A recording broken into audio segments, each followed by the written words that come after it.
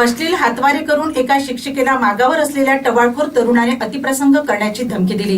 ही कळबळजनक घटना दिग्रस तालुक्यातील लाखरायाजी येथील बसस्थानक परिसरात घडली। शुभम दिगंबर गुघाने राहणार लाखरायाजी असे गुन्हा नोंद झालेल्या आरोपीचे नाव आहे। तो सद्यस्थिती शहरातील जिजाऊनगर येथे वास्तव्याला आहे। पीडित शिक्षिका तालुक्यातील एका गावातील शाळेत कार्यरत आहे। तसेच ती यवतमाळ येथे वास्तव्याला आहे। 10 जानेवारीला ती काही कामानिमित्त लाखरायाजी येथे गेली होती। दरम्यान मागावर असलेल्या आरोपी शुभम याने तिला अश्लील हातवारे केले, मात्र पीडित शिक्षिकेने त्याकडे दुर्लक्ष केले। दरम्यान 11 जानेवारीला रात्री 10 वाजताच्या सुमारास पुन्हा त्याने अश्लील हातवारे केले। तेव्हा मात्र शिक्षिकेने त्याला त्याचा जाब विचारला, तेव्हा त्याने अरेरावीची भाषा करून अतिप्रसंग करण्याची आणि जीवे मारण्याची धमकी दिली।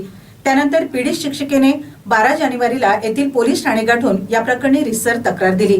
त्यावरून आरोपी शुभम याच्या विरुद्ध बांधवी 74, 75, 78, 79, 351, 352 कलमान्वये गुन्हा दाखल करण्यात आला।